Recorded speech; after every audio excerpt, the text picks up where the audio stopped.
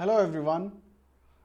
इस एजुकेशन के नए रिवॉल्यूशन में आप सभी लोगों का बहुत बहुत स्वागत है। और पहले के जो 4 पार्ट्स हो चुके हैं ज्योमेट्री के, आई होप कि सबने देख लिए होंगे। अगर नहीं देखे हैं तो मैं ऊपर लिंक डाल दूंगा। तो पहले लाइन से उन सारे पार्ट्स को देखो ट्रायंगल्स के।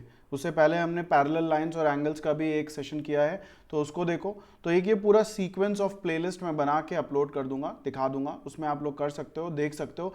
लाइन से करो। बहुत ही अच्छी सीरीज बना रहा हूँ, बहुत ही अच्छा कंटेंट है। इतना अच्छा कंटेंट है जो आप पैसे देकर भी नहीं पा पाओगे। पेड कोर्सेज जहाँ जहाँ का भी पेड कोर्स आप उठा लो, इतना अच्छा कंटेंट आपको पूरे इंडिया में कहीं नहीं मिलेगा जितना अच्छा कंटेंट हम आप लोगों को लिए फ्री में लेके आ रहे हैं। सिर्फ और सिर्फ एक ही रिक्वेस्ट है सभी से कि please like, share and subscribe to our YouTube channel. Comment करो, लाइक करो, वीडियो को डिसलाइक करो, कुछ भी कर सकते हो। मैं इसके लिए नहीं बोलूंगा कि सिर्फ लाइक करो, लाइक भी कर सकते हो, डिसलाइक भी कर सकते हो।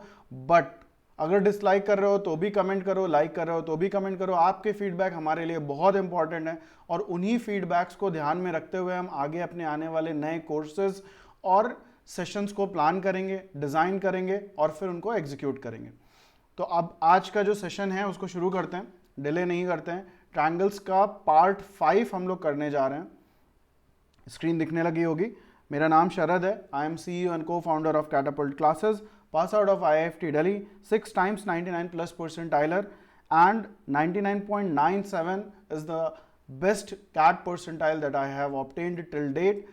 इस परसेंटाइल पे मेरे सारे IIM से कॉल आई थी, IIM Ahmedabad and all other IIMs, and I got it in CAT 19। शुरू करते हैं। बिफोर आई स्टार्ट, जैसा मैं हर वीडियो में बोलता आ रहा हूँ कि टेस्ट सीरीज स्टार्ट है, टेस्ट सीरीज चल रही है और सब बच्चों को टेस्ट सीरीज की ज़रूरत होती है। सब लोग टेस्ट सीरीज में एनरोल करते ही करते हो, तो हमारी टेस्ट सीरीज में एनरोल करो। लॉन्चिंग ऑफर है just 799 rupees. You are getting sectionals, you are getting previous year papers, you are getting mocks, you are getting them with video solutions. कहीं भी पूरे इंडिया में इससे मतलब वीडियो सॉल्यूशन वाली टेस्ट सीरीज तो आपको मिलेगी ही नहीं 799 में। It starts at 3000, 4000, 5000। सारे बच्चे अफोर्ड नहीं कर पाते हैं। आई अंडरस्टैंड कि सबके साथ इस टाइम पे because of the corona and everything सबके साथ फाइनेंशियल दिक्कतें हैं, सबके घरों में दिक्कतें हैं।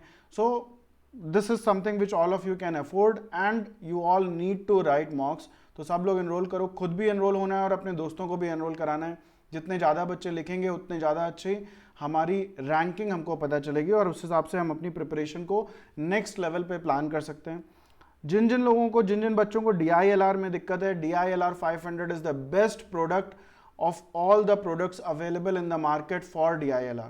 इससे अच्छा कुछ भी नहीं होगा। सिर्फ 2999 में 500 यूनिक सेट्स मिल रहे हैं। चाहे कोई भी DILR booster, DILR crash course कुछ भी ज्वाइन कर लो, DILR 500 के सामने कोई टिकने वाला नहीं है। सो this is the best product that you need to enroll if you are struggling with DILR or you want to improve your percentile in DILR। अगर आपको लगता है कि 500 यूनिक सेट्स इतने कम टाइम पे नहीं कर पाओगे तो आप हमसे बोल सकते हो। हम इसमें से भी आपको सेलेक्टिव 200-300 सेट्स बता देंगे जिनको आप कर सकते हो इस रिमेनिंग टाइम में और करके अपना स्कोर अच्छे से बढ़ा सकते हो। For people who want to improve on RCs or VARC section, they can enroll for RC 200 at just 999 rupees। बहुत ही अच्छे प्रोडक्ट्स हैं, बहुत ही अच्छे कोर्सेज हैं। इनको एनरोल करने के बाद काफ़ी इंप्रूवमेंट दिखने को मिलेगा। जिन बच्चों ने एनरोल किया है उनका सबका फीडबैक यही है कि हमारे स्कोर्स में इंप्रूवमेंट मिला है, डेफिनेट इंप्रूवमेंट हमको दिखा है। ओके, तो आज का सेशन शुरू करते हैं। इस पार्ट 5 में हम लोग क्या करने वाले हैं, बहुत ही इंपॉर्टेंट पार्ट है ये। इसमें हम लोग साइन रूल करेंगे, कोसाइन रूल करेंगे और ज्योमेट्रिक सेंटर्स करेंगे। ज्योमेट्रिक सेंटर्स में बहुत अच्छे अच्छे शॉर्टकट्स, ट्रिक्स और फॉर्मूलाज बताऊंगा जिनको आप यूज़ करके क्वेश्चंस को 10 सेकंड में कर सकते हो। कॉन्सेप्ट्स भी बताएंगे, उनके पीछे का डेरिवेशन भी बताएंगे, थ्योरीज भी बताएंगे, सब कुछ बताएंगे, डिटेल में बताएंगे। लास्ट तक देखते रहना बिना स्किप किए। जिन लोगों ने पहले से कर लिया है वो फास्ट फॉरवर्ड करके देखो, बट पूरा का पूरा वीडियो देखना जरूर है, because if you miss something you will regret it later. तो सबसे पहला है साइन रूल। साइन रूल क्या कहता है कि अगर मेरा एक ट्रायंगल है ABC, ठीक है, ये मेरा ट्रायंगल है ABC। अब ABC है तो ये एंगल A हो जाएगा, ये एंगल B हो जाएगा और ये एंगल C हो जाएगा। A के ऑपोजिट साइड A हो जाएगा, B हो जाएगा, C हो जाएगा। ये सारा कुछ हम लोगों ने पहले पार्ट में किया है। अब ये जो साइन रूल है ये एंगल और साइड के बीच में एक रिलेशनशिप बनाता है। क्या कहता है कि एंगल ए के ऑपोजिट जो साइड है यानी कि A upon sine of angle A, sine of angle A क्या होगा, some one has opposite side upon hypotenuse. अगर राइट एंगल ट्रायंगल है, इस केस में राइट एंगल ट्रायंगल नहीं है तो बट हम साइन ऑफ किसी भी एंगल का बता सकते हैं, जैसे साइन 30 है, साइन 45 है, साइन 45 1/√2, साइन 60 है, साइन 90 है, साइन 30 है, साइन 0 है, तो ये सब हम बता सकते हैं। दिस इज इक्वल टू दूसरा जो एंगल है b upon sine b and is also equal to c upon sine c। ये सब कुछ किसके बराबर है, 2r के बराबर है। ये r पहली बार आप लोग देख रहे हो, इसको हम लोग सर्कम रेडियस बोलते हैं। इसको एक ज्योमेट्रिक सेंटर में अभी हम लोग आगे कवर करेंगे सेक्शन में, तो मैंने इसको पहले यहाँ पे बता दिया है because this is the rule which we will be using, और ये काफ़ी इंपॉर्टेंट रूल है। उसी तरीके से cos A, अगर आपके पास 3 साइड्स दिए हुए हैं ट्रायंगल के और एंगल निकालना है, या फिर एंगल दिया हुआ है, 2 साइड्स दिए हुए हैं और तीसरा साइड निकालना है, इस तरीके के कंडीशंस जब भी आएंगे उस केस में आपका सेवियर कौन है, आपकी हेल्प कौन करेगा, कोसाइन रूल करेगा। क्या है कोसाइन रूल, यानी कि कॉस रूल क्या है, कॉस रूल कहता है कि कॉस ए अगर मुझे निकालना है, ठीक है, क्या निकालना है, cos of A. So cos of A क्या होगा, तो ये जो ए जिस 2 साइड से बना है, ए किस 2 साइड से बना है, सी से बना है और बी से बना है। इस तरीके से भी याद कर सकते हो कि जो ये एंगल यूज किया है उसके अलावा जो 2 साइड्स हैं क्या होंगे, सो बी स्क्वायर प्लस सी स्क्वायर। अब जो बचा, कौन सा बचा, ए बचा, तो इसको हम माइनस कर देंगे अपॉन जिन दोनों को हमने यूज किया है उन दोनों से हम मल्टीप्लाई कर देंगे। So this gives us cos A. अब इसी को हर चीज में लगा सकते हो। कॉस बी क्या होगा, C square plus A square minus B square upon 2ac। Cos C क्या होगा, कॉस सी होगा A square plus B square minus C square upon 2ab। तो ये हमारे लिए बहुत इंपॉर्टेंट थ्योरम है, काफ़ी यूज होगा इस थ्योरम का, तो प्लीज़ इसको दोनों को, इसको तो खासकर बहुत अच्छे से याद कर लो। ये भी यूज होगा जब हम रेडियस निकालेंगे, सर्कम रेडियस निकालेंगे, but this is very useful in lot of questions, so make sure that you have memorised this thing. आगे बढ़ते हैं, कुछ क्वेश्चंस देखते हैं। पहला क्वेश्चन है the angles of a triangle ABC are in AP। AP क्या होता है, AP अरिथमेटिक प्रोग्रेशन होता है। तो अगर एक एंगल A है तो दूसरा एंगल A प्लस D होगा, और तीसरा एंगल यहां पे ले लेते हैं A माइनस डी, A और A प्लस डी। अब एंगल्स का सम क्या होता है, इंटरनल एंगल्स का सम ट्रायंगल में क्या होता है, 180 डिग्री होता है, सबको याद होगा। तो अगर हम इनको सबको जोड़ लें तो हमको क्या मिलेगा, 3A equals to 180 degree, that gives us A equals to 60 degree. तो जो एंगल B है वो क्या हो गया, एंगल B जो हो गया वो हो गया 60 डिग्री। A B C ये हमें पता है 60 डिग्री है। AC is to AB is equal to √3 is to √2, तो ये √3x हो गया और ये 2x हो गया, और ये हमको नहीं पता है, लेट्स से ये AX है या A है, कुछ भी कर सकते हैं, ठीक है, x को हटा ही देते हैं, मान लेते हैं ये A है। अब हमारे पास क्या क्या गिवन है, हमारे पास एक एंगल गिवन है, 2 साइड्स गिवन है, और तीसरा साइड अगर हम निकाल लें तो हम कुछ कर सकते हैं। हमारे पास हमको निकालना क्या है, हमको एंगल A निकालना है, ठीक है। तो पहले अगर हम cos 60 डिग्री लगाएं, cos 60 डिग्री क्या होता है, cos क्या होता है, बड़े से छोटा हो रहा होता है, साइन छोटे से बड़ा हो रहा होता है, 0 फिर 1/2 फिर 1/√2 फिर √3/2 फिर 1, और cos क्या होता है, बड़े से छोटा होता है, तो 1, तो हम 60 डिग्री सेकेंड लास्ट नंबर है, तो सेकेंड लास्ट नंबर क्या होगा, 1/2 होगा। तो 1/2 इज इक्वल टू, अगर हम cos 60 डिग्री निकाल रहे हैं तो हम क्या करेंगे, 2x का whole square plus a whole square minus √3x whole square upon 2 into 2x into a। तो ये 2 और ये 2 कट गया, तो अब हमारे पास क्या हुआ, 1 equals to 4x square plus a square minus 3x square upon 2ax।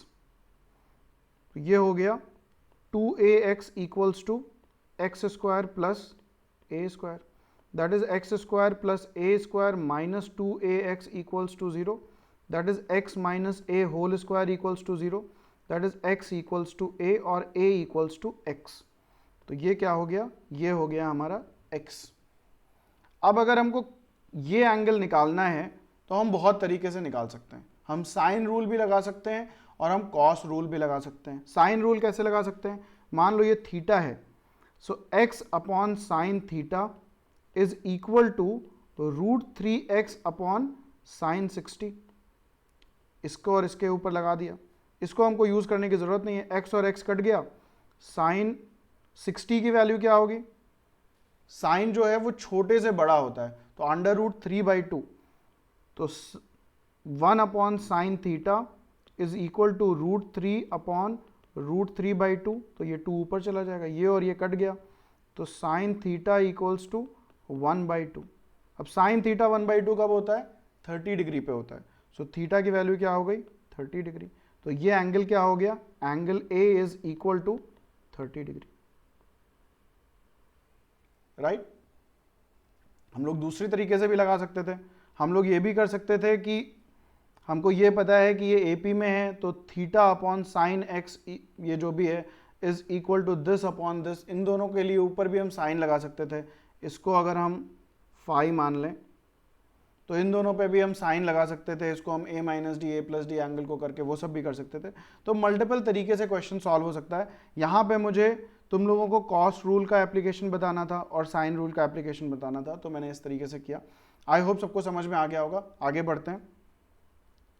आगे क्या है, the 3 sides of a triangle are 2 √6 and 1 plus √3, find the measure of the smallest angle. Video को पॉज करो, क्वेश्चन को सॉल्व करो, answer comment में लिखो और उसके बाद वीडियो को आगे कंटिन्यू करो, ठीक है। आई होप कि सबने कर लिया होगा। मैं शुरू करता हूं इसका discussion. So find the measure of the smallest angle, बहुत ही अच्छी बात है। अब अगर स्मॉलेस्ट एंगल की कोई बात कर रहा है तो इसका मतलब क्या हुआ, ये मान लेते हैं 2 है, ये √6 है, ये 1 प्लस √3 है। तो हम किस एंगल की बात कर रहे हैं, एंगल ए, एंगल बी या फिर एंगल सी। स्मॉलेस्ट एंगल है, इसका मतलब इसके ऑपोजिट जो साइड होगा वो स्मॉलेस्ट होगा। ये हमने सबसे पहले वाले सेशन में किया है कि जैसा जैसा एंगल होगा वैसा वैसा साइड होगा। तो अगर angle A is greater than angle B is greater than angle C, then A is greater than B is greater than C. तो side opposite greater angle is always greater than side opposite smaller angle, ठीक है। तो अब हम इसमें देखते हैं क्या करना है। अब 2 √6 और 1 प्लस √3, पहले तो हमें ये आइडेंटिफाई करना है कि कौन सबसे बड़ा है। तो 2 को अगर हम देखें तो ये क्या हो जाएगा, √4 हो जाएगा। √4 और √6 में √6 बड़ा है, तो इसका मतलब 6 तो हमारा स्मॉलेस्ट साइड नहीं है। अब 2 और 1 प्लस √3 में देख लो, तो ये 2 क्या है, 1 प्लस √1, तो 1 प्लस √1 और 1 प्लस √3 में कौन बड़ा है, ये बड़ा है। इसका मतलब सबसे छोटा साइड कौन सा हो गया, सबसे छोटा साइड हो गया 2। तो अब 2 के opposite find the measure of the smallest angle, तो जो 2 के ऑपोजिट एंगल होगा ये थीटा हमको निकालना है। सीधे कॉस रूल लगा के देखते हैं। कॉस थीटा की वैल्यू क्या होगी, 1 प्लस √3 का स्क्वायर प्लस √6 का square minus 2 square upon 2 into 1 plus √3 into √6। तो ये हो जाएगा 1 plus 3 plus 2 √3 plus 6 minus 4 upon 2 √6 1 plus √3। अभी ओपन नहीं कर रहे हैं डिनोमिनेटर को, तो ऊपर क्या हो जाएगा 1 प्लस 3 4 और ये 4 कट जाएगा, तो ये हो जाएगा 2 √3 1 प्लस √3। 2 √3 कॉमन हो गया, तो 2 √3 इंटू √3 करोगे तो क्या मिलेगा, 2 इंटू 3 मिलेगा विच इज इक्वल टू 6। तो हम 6 को इस तरीके से स्प्लिट कर सकते हैं। तो अब ये हो जाएगा 2 √6 1 प्लस √3, ये और ये कट गया, ये और ये कट गया, ये और ये कट गया, 2 हो गया। सो 1 अपॉन √2। अब कॉस थीटा की वैल्यू 1 अपॉन √2 है, तो अब हमको देखना है कि थीटा की वैल्यू क्या होगी। तो 0 पे हमें क्या पता है, हमें ये पता है कि ये बड़े से छोटा होता है, तो ये क्या होता है 1, और हमें मतलब ये सबको याद होना चाहिए, cos 45 जो होता है दैट इज इक्वल टू 1/√2। √2। तो थीटा की वैल्यू यानी कि स्मॉलेस्ट एंगल की वैल्यू कितनी हो जाएगी? 45 degree. And that is your answer. तो देखो कॉस का एप्लीकेशन कितना है और एक बार में हो जाएगा। तो जो इससे पहले वाले सेशन में मैंने एंगल्स बोले थे, ट्रिग्नोमेट्रिक वैल्यूज बोली थी, वो याद कर लो और धीरे धीरे ऐसे जैसे याद करते रहोगे, बोलते रहोगे तो अपने आप याद हो जाएंगे। जितने क्वेश्चंस हम करवा रहे हैं उतने क्वेश्चंस अगर याद कर करके करोगे तो अपने आप ही वैल्यूज याद हो जाएंगे। आगे बढ़ते हैं। ओके, इन ट्रायंगल ABC, एक ट्रायंगल ABC है, D be the mid point of BC, if angle ADB equals to 45 degree, ये 45 डिग्री है, and angle ACD equals to 30 degree, ये 30 डिग्री है, what is angle BAD in degrees? इस angle की value बतानी है। ठीक है, लेट्स सी कैसे कर सकते हैं। तो ये अगर 45 डिग्री है तो ये कितना हो जाएगा? 15 डिग्री हो जाएगा। कैसे हुआ? Exterior angle theorem. 45 डिग्री क्या है? इस ट्रायंगल ADC का एक्सटीरियर एंगल है, तो 45 डिग्री is equal to this angle, जिसको मैंने 15 डिग्री लिखा है, ये एंगल प्लस 30 डिग्री। तो अपने आप इसकी वैल्यू कितनी हो गई? 15 डिग्री हो गई। इसको मान लेते हैं हम लोग थीटा। अब अगर हम साइन रूल लगाएं, ये हो गया हमारा D be the mid point, तो मान लेते हैं ये A/2 है और ये A/2 है, this is B and this is C।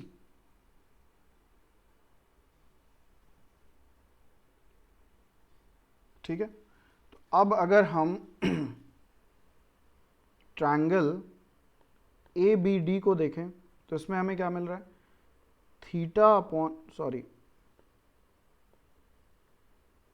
A/2 upon sine theta is equal to C upon sine 45। Sine 45 degree क्या होता है? 1/√2, दैट इज C√2। अगर हम ट्रायंगल ABC में देखें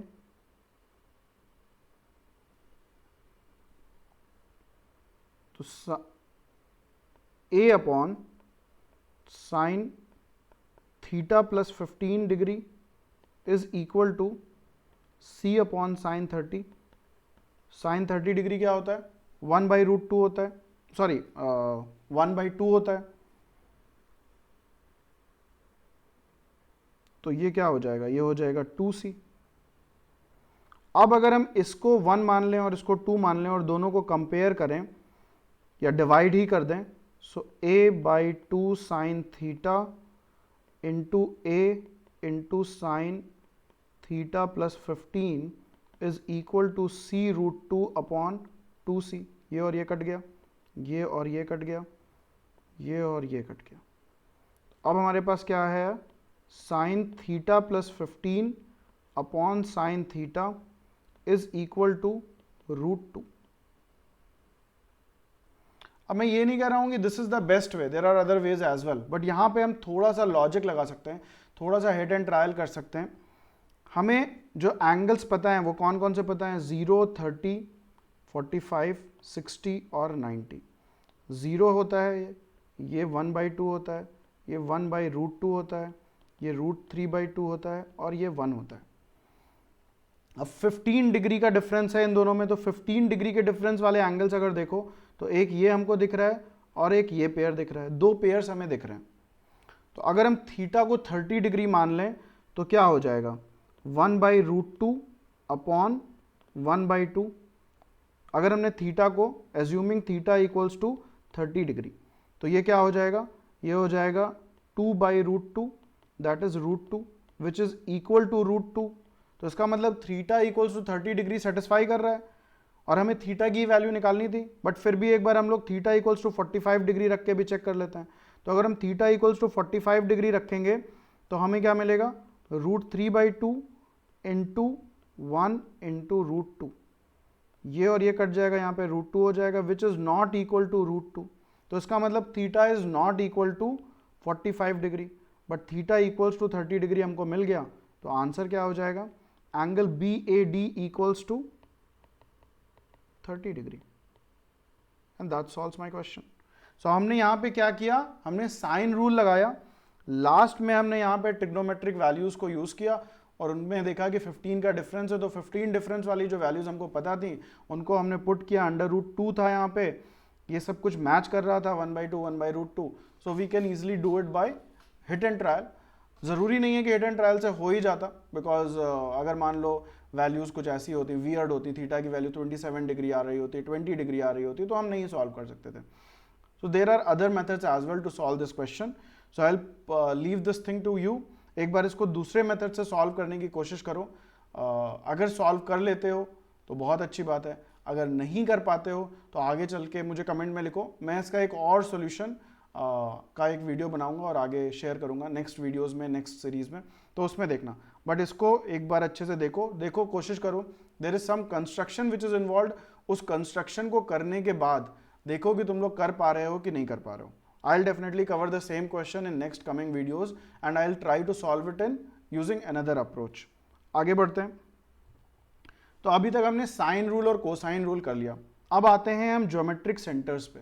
this is like the Bible of geometric centre. इसके अलावा और कुछ ज्योमेट्रिक सेंटर में नहीं मिलेगा। बहुत अच्छा कंटेंट है, बहुत ही मेहनत के बाद हम लोगों ने सोर्स किया है, बहुत ही मेहनत करके अलग अलग जगहों से बहुत रिसर्च किया, बहुत ढूंढा, तब जाके हम इतना अच्छा कंटेंट बना पाए हैं। तो प्लीज़ इसको आराम से देखो, टाइम लेके देखो, नोट्स बनाओ, 2-3 बार देखो, अपने दोस्तों के साथ शेयर भी करो, लेकिन स्पेंड करो टाइम इस पर। क्या करना है? सेंट्रॉयड है सबसे पहला जो ज्योमेट्रिक सेंटर है, वो है सेंट्रॉयड। सेंट्रॉयड को हम लोग रिप्रेजेंट करते हैं जी से, जी अल्फाबेट हम यूज करते हैं टू रिप्रेजेंट सेंट्रॉयड। अब क्या है, तो पहले मैं इसको नंबर दे देता हूं। मान लो ये ए है, ये बी है, ये सी है, और ये डी है, ये ई है, और ये एफ है, एंड दिस विल बी जी। तो देखो ये जो फिगर है, ये फिगर सेंट्रॉयड को रिप्रेजेंट कर रहा है। क्या कर रहा है इस फिगर को? अगर ध्यान से देखो तो ये फिगर क्या है, मैंने ये पहले से बताया हुआ था कि इस तरीके के सिंबल हम यूज करते हैं to show that the distances और the lengths are of equal size. ये देखो एक एक डंडी है, इसका मतलब ये दोनों इक्वल हैं। 3-3 डंडी है, इसका मतलब ये दोनों इक्वल हैं। 2 डंडी है, इसका मतलब ये दोनों इक्वल हैं। तो सेंट्रॉयड जो है वो एक लाइन से बनता है। ये जो सारी लाइन है जो दूसरे एक वर्टेक्स से स्टार्ट होकर दूसरे साइड पे, ऑपोजिट साइड पे जा रही है और ऑपोजिट साइड को इक्वल पार्ट्स में डिवाइड कर रही है, इस लाइन को हम लोग मीडियन बोलते हैं। क्या बोलते हैं? मीडियन बोलते हैं। तो मीडियन क्या है? Median is the line from one vertex to the opposite side and bisects opposite side. तो वर्टेक्स से ऑपोजिट साइड पे लाइन जाती है और उस लाइन को बाइसेक्ट करती है, यानी कि 2 इक्वल पार्ट में डिवाइड करती है। उस लाइन को हम मीडियन बोलते हैं। तो हर ट्रायंगल में 3 मीडियन होते हैं, एक वर्टेक्स ए से शुरू होगा, एक वर्टेक्स बी से शुरू होगा और एक वर्टेक्स सी से शुरू होगा। और ये तीनों मीडियन किसी भी तरीके का ट्रायंगल बना लो, चाहे स्केलीन हो, चाहे राइट एंगल हो, चाहे इक्विलैटरल हो, चाहे आइसोसेलेस हो, चाहे ऑब्ट्यूस हो, चाहे एक्यूट हो, कैसा भी ट्रायंगल हो, ये तीनों मीडियन एक पॉइंट पे इंटरसेक्ट करेंगे। इस पॉइंट को बोलेंगे कंकरेंट पॉइंट होता है। एक पॉइंट पे ये तीनों मीडियन इंटरसेक्ट करेंगे, उस पॉइंट को हम लोग सेंट्रॉयड बोलते हैं। उस पॉइंट को हम लोग जी बोलते हैं, जी से डिनोट करते हैं। That is called centroid of the triangle. Centroid क्या हुआ? तीनों मीडियंस जहां पे इंटरसेक्ट कर रहे हैं, that point is called centroid of the triangle. ठीक है? And in any triangle all medians will definitely intersect at one point and that point will be called centroid of the triangle. अब क्या है? अब हमको ये पता चल गया कि ये सेंट्रॉयड है। ठीक है? ओके, तो अब इसकी कुछ और प्रॉपर्टीज देखते हैं। तो जब हमने ट्रायंगल बनाया, मीडियन से सेंट्रॉयड बनाया, तो देखो ट्रायंगल कितने पार्ट्स में डिवाइड हो रहा है? 1, 2, 3, 4, 5 और 6। तो अगर हम तीनों मीडियन बना दें तो ये तीनों मीडियन ट्रायंगल को 6 पार्ट्स में डिवाइड करते हैं और ये 6 इक्वल एरिया वाले पार्ट्स होते हैं। इक्वल एरिया होता है, 6 पार्ट्स ऑफ इक्वल एरिया। ठीक है? तो area of triangle 1 will be equal to area of triangle 2, 3, 4, 5 and 6। ये चीज ध्यान रखना कि ये दोनों जो ट्रायंगल हैं, एक बहुत बड़ा कंफ्यूजन होता है कि ट्रायंगल FGB और ट्रायंगल EGC क्या ये सिमिलर हैं? They have equal areas but they are not similar. तो किसी स्पेशल केस के ट्रायंगल में या डायग्राम अगर हम बना लेते हैं तो हमको ऐसा फील होता है कि ये दोनों सिमिलर हैं, बट ये सिमिलर नहीं है, they just have similar area, so they are not similar. So please make sure that आप ये गलती एग्जाम में मत करो कि इन दोनों को सिमिलर मान लो, ये सिमिलर नहीं है, they just have equal areas. तो ये कोई भी ट्रायंगल सिमिलर नहीं है, इनके सबके एरियाज इक्वल हैं, ठीक है। तो मीडियन क्या करता है, मीडियन ट्रायंगल को 6 इक्वल पार्ट्स में डिवाइड करता है, ठीक है। इस सेंट्रॉइड से जो ये 6 पार्ट्स बनते हैं, ये 6 इक्वल पार्ट्स होते हैं। अब एक और प्रॉपर्टी है मीडियंस की, जो ये सेंट्रॉइड है, ये इस मीडियन को, किसी भी ट्रायंगल का मीडियन हो, कोई भी मीडियन हो, जो सेंट्रॉइड है वो इस मीडियन को 2:1 में के रेशियो में डिवाइड करता है। यानी कि AG upon GD will be equal to BG upon GE will be equal to CG upon GF and this will be equal to 2/1। इसका मतलब ये नहीं है कि इनकी लेंथ इक्वल है, दीज लेंथ्स आर डिफरेंट। ये 2x है, ये x है, ये 2y है, ये y है, ये 2z है और ये z है, ठीक है। सो मीडियंस की लेंथ डिफरेंट है, बट सेंट्रॉइड जो है वर्टेक्स के साइड पे 2 पार्ट्स होंगे और जो ये साइड है उसके तरफ 1 पार्ट होगा। तो जो ये सेंट्रॉइड है वो इस मीडियन को, हर मीडियन को, कोई भी मीडियन किसी भी ट्रायंगल में हो, उसको 2:1 के रेशियो में डिवाइड करता है। तो ये बहुत इंपॉर्टेंट है। So median is divided in the ratio 2:1 by centroid. अब एक और प्रॉपर्टी है कि अगर हम ये जो मीडियंस हैं, कौन से हैं median, median AD, BE and CF, इन तीनों मीडियंस को यूज करके एक ट्रायंगल बनाएं, ठीक है। ये एक ट्रायंगल है। अब मान लो मैं AD को यूज कर ले रहा हूं और फिर ये BE बना दिया मैंने और ये CF बना दिया मैंने। सो AD और फिर यहां से ही ये हो गया, D और B को सुपरिम्पोज कर दिया और E और C को सुपरिम्पोज कर दिया, ये F हो गया। तो एक ट्रायंगल बना दिया मैंने। तो इस ट्रायंगल का जो एरिया होगा वो क्या होगा, 3/4 of the area of the original triangle. So area of ये ट्रायंगल, मान लो ये ट्रायंगल 2 है, so area of triangle 2 is equal to 3/4 of area of triangle ABC। ये भी बहुत इंपॉर्टेंट प्रॉपर्टी है, काफ़ी यूज होती है, तो इसको ध्यान रखना। इस पे बेस्ड भी बहुत सारे क्वेश्चंस दिखेंगे। सो this is very important property. अगर हम मीडियंस को यूज करके एक ट्रायंगल बनाएं तो उस ट्रायंगल का जो एरिया होगा वो 3/4 of the area of this original triangle होगा, ठीक है। अब हम बात करते हैं, एक बहुत ही इंपॉर्टेंट थ्योरम है मीडियंस का, जिसको हम लोग बोलते हैं अपोलोनियस थ्योरम, उसकी बात करते हैं। तो अगर ये A है, B है, C है, D है, E है और F है, तो ये थ्योरम क्या कहता है, ये थ्योरम कहता है अगर हमको मीडियन और जिस 2 साइड से ये मीडियन है और जिस साइड पे ये मीडियन पड़ रहा है, इन तीनों के बीच में एक रिलेशनशिप है। रिलेशनशिप क्या है, ये जो दोनों साइड से जिसका मीडियन बना है, so AB² plus AC² is equal to twice of जो मीडियन बना है, दैट इज AD² प्लस जिस साइड पे मीडियन बना है उसका हाफ।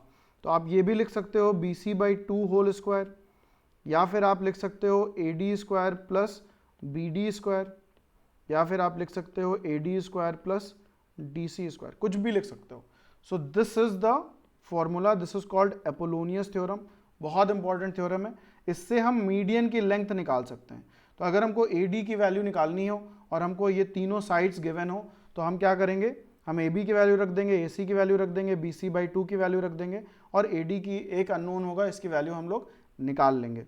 उसी तरीके से अगर हम BE के रिस्पेक्ट में देखें तो AB² ये वाला AB² plus BC² is equal to twice of BE² plus EC²। उसी तरीके से अगर हम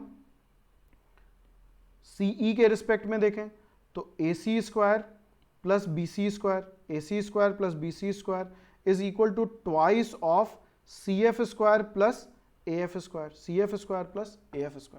तो ये तीनों मीडियन के लिए हमारे पास 3 थ्योरम्स या 3 अपोलोनियस थ्योरम्स बनती हैं। तो सब कोई इसको आराम से अच्छे से याद कर लो, ये भी बहुत इंपॉर्टेंट है और बहुत ज़्यादा यूजफुल है। जैसे कोसाइन फॉर्मूला यूजफुल है, वैसे ये भी बहुत यूजफुल है। अब अगर हम इन तीनों को मर्ज कर दें तो हमारे पास एक नया फॉर्मूला निकल के आता है जो इन तीनों मीडियन और तीनों साइड्स को कंबाइन कर देता है। हमने कुछ किया नहीं है, हमने बस दोनों साइड को ऐड कर लिया है। तो अगर इस साइड को ऐड करो तो क्या मिलेगा, 2ab² plus ac² plus bc² is equal to twice of ad² plus be² plus cf² plus ab² by 4। ab क्यों, ये जैसे abc था, ये def था, तो पहले bc बाई कर देते हैं। तो bd लिया है यहाँ पे, bd क्या होगा, bc² बाई 4 होगा, because bd is what, bd is bc by 2, और जब ऊपर नीचे स्क्वायर करेंगे तो डिनोमिनेटर का 2 भी 4 हो जाएगा, plus ac² by 4 plus ab² by 4। मैं ऑर्डर नहीं देख रहा हूँ, किसी भी ऑर्डर में हो सकता हो। सी किधर है, ac का है, सही है। तो अब हम क्या करेंगे, अब हम ये 2 और ये 2 को तो कैंसिल कर देते हैं। तो अब ये हो जाएगा ab² 1 minus 1 by 4 plus ac² 1 minus 1 by 4 plus bc² 1 minus 1 by 4 is equal to ad² plus be² plus cf²। इसको सबको सिंप्लीफाई करोगे तो क्या हो जाएगा, 3 by 4 ab² plus ac² plus bc² equals to ad² plus be² plus cf²। अब ये 4 इधर आ जाएगा और हमारे पास ये फॉर्मूला आ गया। तो ये जो फॉर्मूला है कोई नया फॉर्मूला नहीं है, पिछले 3 फॉर्मूलों को बस ऐड कर दिया गया है और ये तीनों साइड और तीनों मीडियंस को कंबाइन करता है। So it's also useful. अगर मान लो 3 साइड 2 मीडियन दिए हुए हैं तो तीसरा मीडियन आप सीधे इस फॉर्मूला में रख के निकाल सकते हो। You don't have to go for that this formula और वट एवर इट इज। मतलब जहाँ पे भी इसका यूज कर सकते हो वहाँ पे कर लेना, नहीं कर सकते हो तो बस याद कर लो। ठीक है, आगे बढ़ते हैं। ये बहुत इंपॉर्टेंट है, अगर मीडियंस किसी ट्रायंगल पे राइट एंगल में इंटरसेक्ट कर रहे हैं, यानी कि जो जी है वो राइट एंगल बना रहा है विद 2 मीडियंस, थर्ड मीडियन कैसा भी हो सकता है। सो थर्ड मीडियन अगर मैं बनाऊं तो वो कुछ भी हो सकता है। सो थर्ड मीडियन से मतलब नहीं है, बट अगर 2 मीडियन हमारे 90 डिग्री पे इंटरसेक्ट कर रहे हैं तो एक स्पेशल सिनेरियो डेवलप होता है। वो सिनेरियो क्या है, दैट गिव्स अस, जिस साइड से दोनों मीडियन निकले हैं, ए से निकला है और सी से निकला है, ए और सी से निकले हैं दोनों median. So 5 times of ac² is equal to ab² plus bc²। तो ये ध्यान रखना है कि किस साइड से ये मीडियन निकल रहे हैं, जिन साइड से दोनों मीडियन निकले हैं उस साइड का square into 5 is equal to ab² plus bc²। बहुत ही इंपॉर्टेंट फॉर्मूला है और इसको हम लोग प्रूव भी कर सकते हैं, डेराइव भी कर सकते हैं। फटाफट कर लेते हैं। तो मान लो ये 2x है तो ये x हो जाएगा, ये 2y है तो ये y हो जाएगा।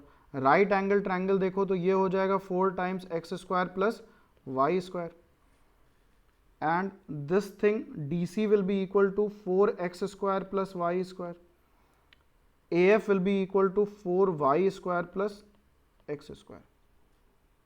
Now these 2 sides are equal, तो ये भी हो जाएगा 4x² प्लस y², ये भी हो जाएगा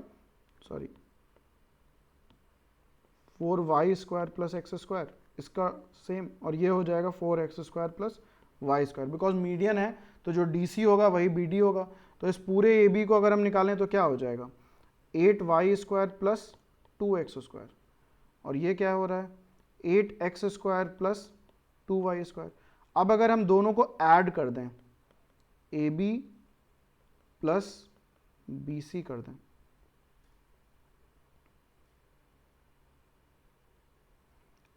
मतलब AB² प्लस BC² कर दें, बिकॉज ये सब स्क्वायर हैं।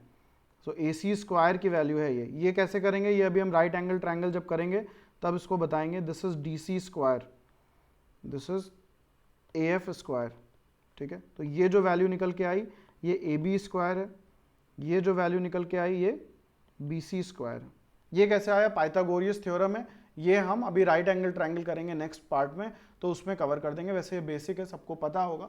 जिनको नहीं पता है वो बस ये जान लो कि इस चीज़ को आप लोग राइट एंगल ट्रायंगल करके फिर से देख सकते हो। ये पाइथागोरियस थ्योरम है। इसमें क्या होता है मैं फटाफट बता देता हूँ। अगर ये C है, ये A है, ये B है, ये राइट एंगल ट्रायंगल है, तो C square is equal to A square plus B square. बस यही है, यही यहाँ पे अप्लाई किया है। तो अब अगर हम इनको दोनों को ऐड करें तो हमें क्या मिल रहा है, 10y square plus 10x square, that is 10 times of x square plus y square. अब यहाँ पे क्या है, ए सी स्क्वायर क्या था, ए सी स्क्वायर था 4 times of X square plus Y square. तो X square plus Y square की जगह पे हम ए सी स्क्वायर बाई 4 लिख सकते हैं। So A B square plus B C square is equal to 10 into A C square by 4। ये 2 हो गया, ये 5 हो गया, that gives us 2 A B square plus 2 B C square is equal to A C square.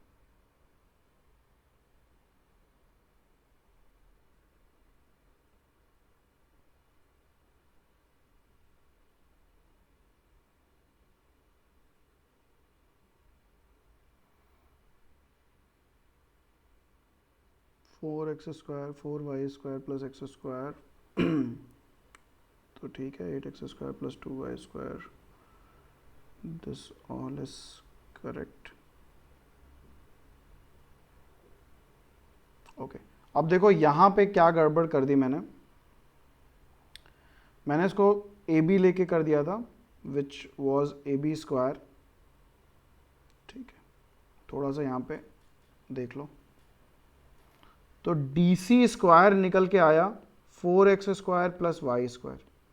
D C क्या है, D C है B C by 2 whole square is equal to 4x square plus Y square.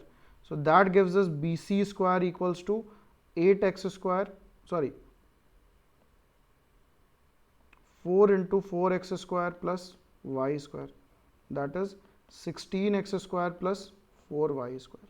उसी तरीके से A F square is equal to A B by 2 whole square, that is equal to 4y square plus X square.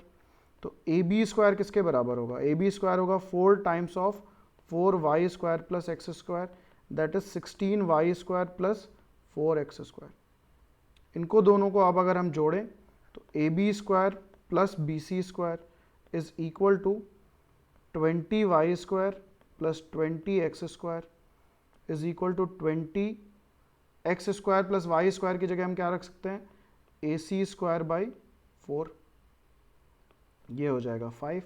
Now we have our formula that 5 A C square is equal to A B square plus B C square.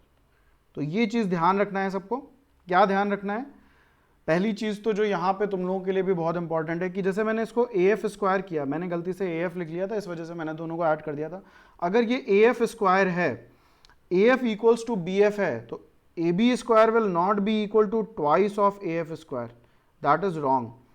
A B square will be equal to 4 times of A F square. क्यों, because A F is what, A F is A B by 2। तो अगर दोनों side हम square करेंगे तो हमें क्या मिलेगा, हमें मिलेगा A F square is equal to A B square by 4। तो A B square will be equal to 4 times A F square, right. तो इस तरीके की छोटी छोटी मिस्टेक्स हैं जो तुमको अवॉइड करनी है। Now we don't have to go for the proof, ये याद करना है सबको। क्या याद करना है, 5 of A C square equals to A B square plus B C square. या क्या है, ए सी वो साइड है जहां से दो मीडियन निकले हैं जो राइट एंगल पे इंटरसेक्ट कर रहे हैं, यानी कि जी पे राइट एंगल बना रहे हैं, और ए बी और बी सी दूसरे साइड से। तो 5 A C square equals to A B square plus B C square. आगे बढ़ते हैं, कुछ क्वेश्चंस कर लेते हैं। Two medians A D and B E of triangle A B C intersect G at right angle. तो अब सेम क्वेश्चन है हमारा, ऐसा ही क्वेश्चन है। ये फिगर मैं यहां पे बना देता हूं, ऐसे है, ऐसे है, ज्वाइन देम, उसके बाद ज्वाइन देम, ये हो गया, nice, so we have created this triangle। ठीक है, so triangle ABC AD and BE, तो ये हो जाएगा B और ये हो जाएगा C. So AD and BE intersect at right angle, AD equals to 9, तो 9 है अगर ये G है तो AG अपॉन GD क्या होता है, AG अपॉन GD क्या होता है, 2:1 होता है. सो ये हो जाएगा 2 + 1 3, 9 को पहले 3 से डिवाइड कर दो, 3 मिल रहा है, तो ये हो जाएगा 6 और ये हो जाएगा 3. उसी तरीके से BE इक्वल्स टू 6, सेम चीज़ करेंगे, 6 को 3 से डिवाइड कर दो, 2 मिलेगा, तो ये हो जाएगा 4 और ये हो जाएगा 2. निकालना क्या है, find the length of BD, तो ये हमें निकालना है. अगेन हम यहाँ पे पाइथागोरियन थ्योरम यूज़ करेंगे. So 4 square plus 3 square is equal to BD square, that is 16 plus 9 equals to BD square, that is BD equals to under root of 25, that is 5. So BD equals to 5 centimeter. And that is the answer for this question. बहुत ही easy question हो गया. आगे बढ़ते हैं. Okay. Consider triangle ABC. ABC triangle है, medians AD है और CF है, intersect at right angle. If BC equals to 3, तो ये पूरा 3 है, that is this is 1.5, this is 1.5, this whole is 3. AB equals to 4, that is this is 2, this is 2, this whole is 4. Find the length of AC. अरे सीधे formula लगाना है, 10 second का काम. फॉर्मूला क्या है, 5 times AC square is equal to AB square plus BC square. So this is equal to 16 plus 9, that is 25, 5 AC square. So AC square is equal to 5 and AC is equal to under root 5 and that is your answer. So length of AC कितनी है, under root 5 centimeter. आगे बढ़ते हैं. Two of the medians of triangle ABC intersect at right angle. If their lengths are 16 and 20, find the area of the triangle. Okay. तो 16 है तो nice.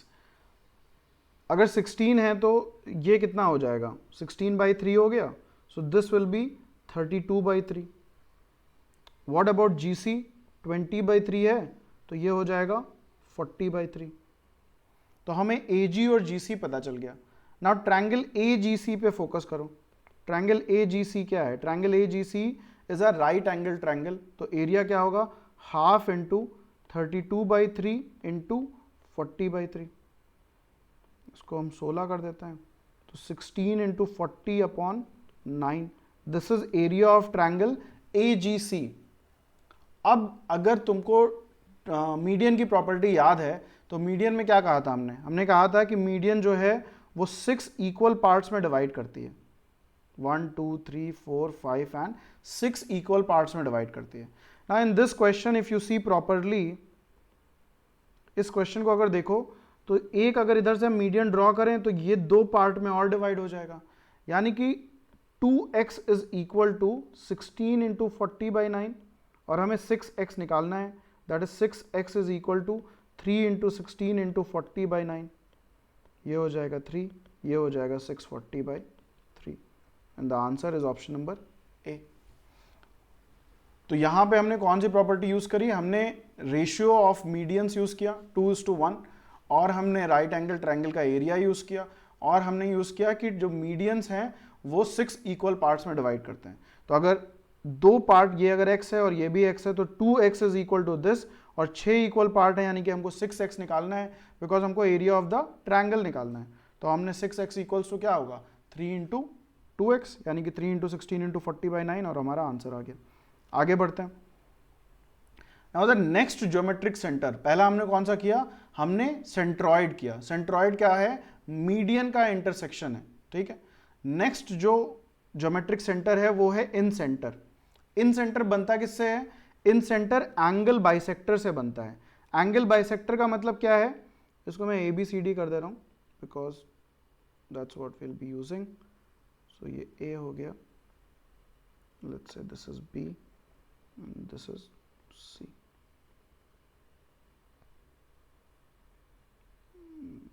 BC, ये हो गया मेरा D, ये हो गया E, this one is F. ठीक है. जो इन सेंटर होता है उसको हम आई से डिनोट करते हैं, तो ये हो गया हमारा आई।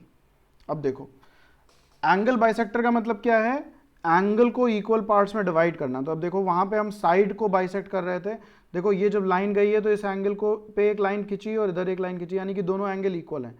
इधर दो दो लाइन खींची यानी कि ये दोनों एंगल इक्वल हैं, और यहाँ पे तीन लाइन खींची है यानी कि ये दोनों एंगल इक्वल हैं। बट ये आपस में इक्वल नहीं है, यानी कि angle A angle B angle C equal नहीं है। एंगल ए को दो पार्ट में डिवाइड किया, एंगल बी को दो पार्ट में डिवाइड किया, एंगल सी को दो पार्ट में डिवाइड किया, और जो इन सेंटर है वो हमारा हमेशा इन एंगल बाइसेक्टर्स के इंटरसेक्शन पे मिलेगा। तो ये हमारा पॉइंट हो गया आई।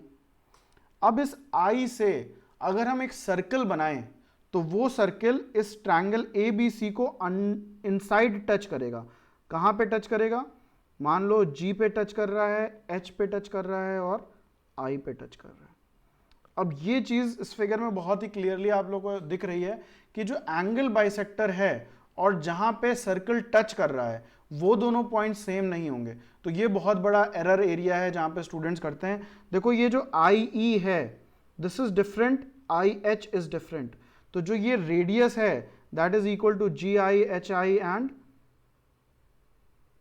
मान लो ये जे है तो J I. So this is called small R, denoted by small R. ये जो स्मॉल आर है इसको हम लोग क्या बोलते हैं, हम लोग बोलते हैं इन रेडियस। ये कैसे बनता है, this is the radius of the circle which is inside the triangle and touches all three sides of the triangle. तो उस सर्कल का जो रेडियस होगा उसको हम स्मॉल आर से डिनोट करेंगे। ये जो सेंटर है सर्कल का यानी कि इन सेंटर आई जो है ये कैसे मिलेगा, एंगल बाइसेक्टर्स के इंटरसेक्शन वाले पॉइंट पे ये मिलेगा। अब इसमें और क्या क्या प्रॉपर्टी है हमारी, तो इंटरसेक्शन से मिलता है। एंगल बाइसेक्टर जो है, अगर किसी एक एंगल बाइसेक्टर पे फोकस करें हम लोग,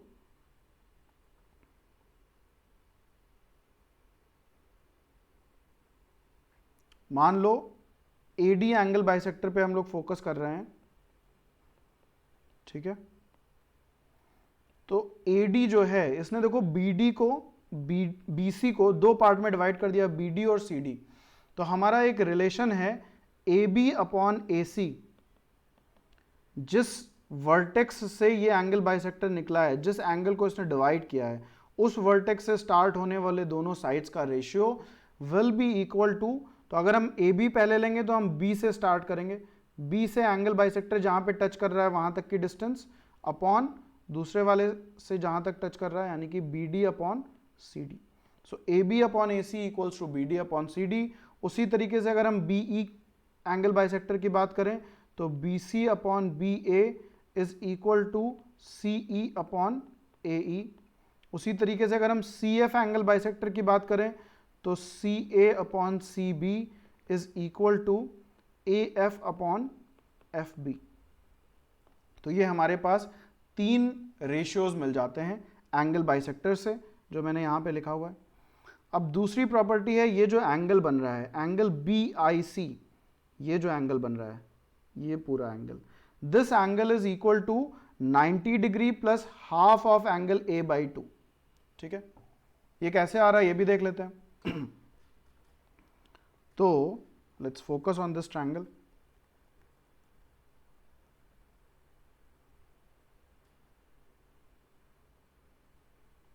angle A plus angle B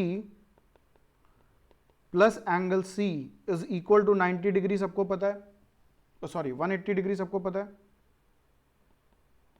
90 degree तो किसी को नहीं पता होगा, मुझे ही नहीं पता है। 180 डिग्री सबको पता होगा, राइट। अब 180 डिग्री अगर है, ट्रायंगल बी आई सी पे फोकस करते हैं तो angle B by 2 plus angle C by 2 plus angle B I C is equal to 180 degree, ये भी सबको पता है, इंटरनल एंगल। तो एंगल बी आई सी किसके बराबर हो गया, बी आई सी हो गया 180 degree minus angle B plus angle C by 2। Now angle B plus C क्या है, 180 डिग्री माइनस एंगल ए, तो यहाँ पे रख देते हैं। तो angle B I C is equal to 180 degree minus 180 degree minus angle A by 2. So this is 180 degree minus 90 plus angle A by 2, that is 90 degree plus angle A by 2, hence proved. तो BIC क्या हो गया, 90 degree plus angle A by 2. उसी तरीके से angle BIA will be what, 90 degree plus angle C by 2. Angle AIC क्या होगा, ये कमेंट में लिख के मुझे बताओ. एंगल AIC, दिस एंगल, ये एंगल AIC, ये एंगल क्या होगा, ये मुझे कमेंट पे लिख के बताओ. एक जो बहुत इंपॉर्टेंट दूसरी प्रॉपर्टी है वो है ऑल्टीट्यूड्स की और रेडियस की, इन रेडियस की, आर की. अच्छा ये एक रह गई है. एरिया ऑफ द ट्रायंगल क्या होता है, तो जो स्मॉल आर है हमारा, ये जो हमने स्मॉल आर निकाला इन रेडियस, इसका और एरिया का एक रिलेशन है. तो area of triangle ABC is equal to R, that is in radius, into S, that is semi perimeter. Semi perimeter हमने किया हुआ है, S क्या होता है, A plus B plus C by 2. So area of triangle ABC is equal to R cross S. बहुत important property है. Usually इस प्रॉपर्टी को यूज करके हम लोग इन रेडियस की वैल्यू निकालते हैं. तो एरिया ऑफ द ट्रायंगल निकाल लेते हैं, सेमी पेरीमीटर निकाल लेते हैं, और फिर इस रिलेशनशिप को रख के हम स्मॉल r की वैल्यू निकाल लेते हैं. इसका यूज हम एरिया ऑफ ट्रायंगल में बहुत कम करते हैं, इसका यूज हम इन रेडियस निकालने के लिए ज्यादा करते हैं. Now this third property is very important. अगर ट्रायंगल के तीनों ऑल्टीट्यूड पता है, राइट, यानी कि बेस, अगर ये ABC है, ABC, अगर AB का बेस हमको H1 AB बेस के लिए जो ऑल्टीट्यूड है C से जो आएगा उसकी वैल्यू H1 पता है, BC पे जो है H2 पता है, और AC पे H3 पता है. अगर ये तीनों ऑल्टीट्यूड्स पता हैं तो 1/H1 plus 1/H2 plus 1/H3 equals to 1/R. ये भी एक बहुत इंपॉर्टेंट प्रॉपर्टी है, बहुत ही यूजफुल प्रॉपर्टी है. इसको भी हम लोग काफ़ी यूज़ करते हैं in solving questions and finding out R. तो अगर कोई क्वेश्चन में तुम्हें तीनों ऑल्टीट्यूड्स दे दिए जाएं और इन रेडियस की वैल्यू निकालनी हो तो फटाक से निकाल सकते हो. You don't have to waste your time in finding areas और डूइंग कंस्ट्रक्शन और whatever. You can directly apply this formula and you can get the answer as 1/H1 plus 1/H2 plus 1/H3 equals to 1/R. आता कैसे है ये भी देख सकते हैं. ओके, प्रूव कर देता हूं. वैसे कोई ज़रूरत है नहीं इसको प्रूव करने की, so if you want you can skip it. तो मान लो AB के लिए ऑल्टीट्यूड H1 है, BC के लिए ऑल्टीट्यूड H2 है, और CA के लिए ऑल्टीट्यूड H3 है. तो area of the triangle with respect to AB क्या हो जाएगा, half into C into H1. With respect to BC क्या हो जाएगा, half into A into H2. With respect to AC क्या हो जाएगा, half into B into H3. This is equal to what, this is equal to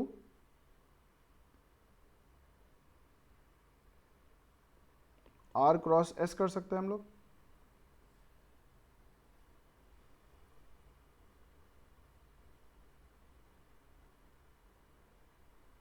आप AB sine theta भी कर सकते हैं. Okay, so H1 will be equal to 2RS by C, H2 will be equal to 2RS by A, H3 will be equal to 2RS by B. अब 1/H1 plus 1/H2 plus 1/H3 कर लो तो क्या हो जाएगा, A plus B plus C upon 2RS is equal to 1/H1 plus 1/H2 plus 1/H3. ये क्या हो जाएगा, A plus B plus C क्या होता है, 2S के बराबर होता है.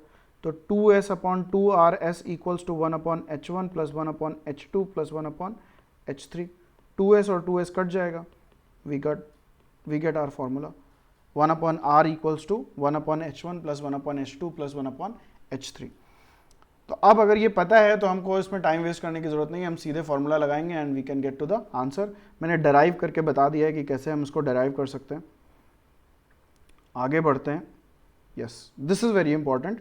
तो अगर ये इन सेंटर बन रहा है ठीक है, सेमी पेरीमीटर हमको पता है S equals to what, A plus B plus C by 2। तो जिस पॉइंट पे सर्किल टच करेगा, मैं सिर्फ अब इस पे फोकस कर रहा हूं, इन तीनों पॉइंट्स पे फोकस कर रहे हैं हम लोग। ये ट्रायंगल हो गया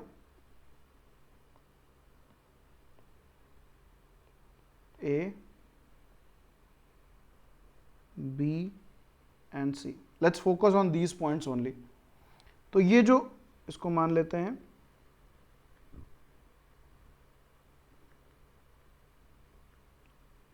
D, E and F।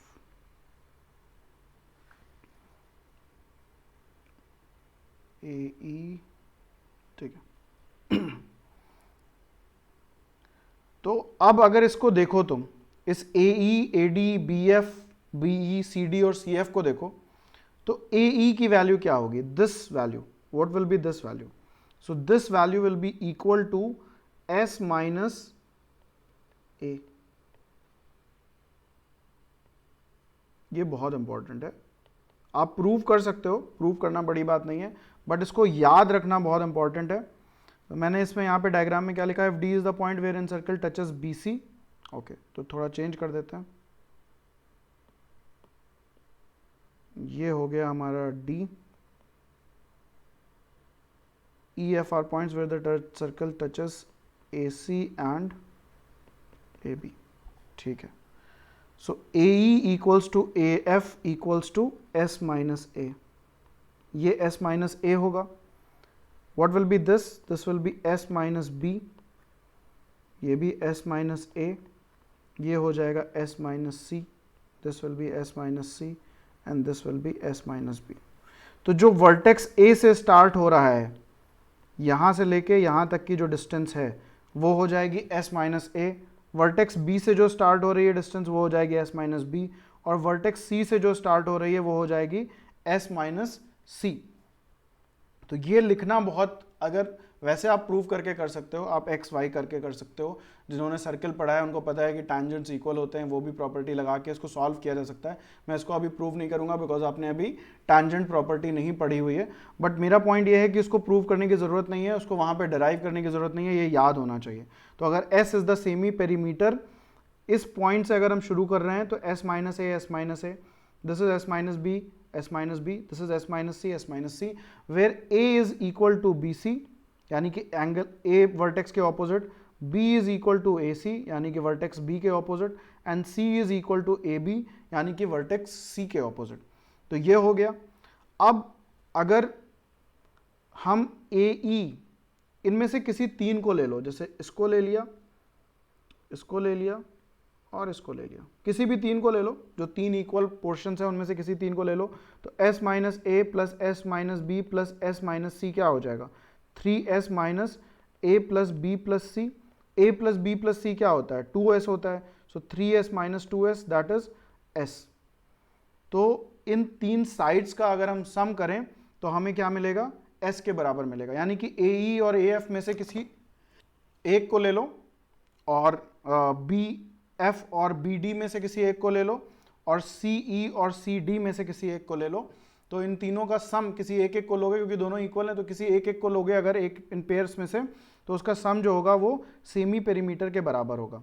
So we have AE plus BF plus CD equals to S, you can say AF plus BF plus CD will be also equal to S। किसी भी दोनों जो पेयर, तीन pair हमें मिल रहे हैं, हर pair में से एक एक एलिमेंट को ले लो, तो हमारा जो सम है वो S के बराबर हो जाएगा।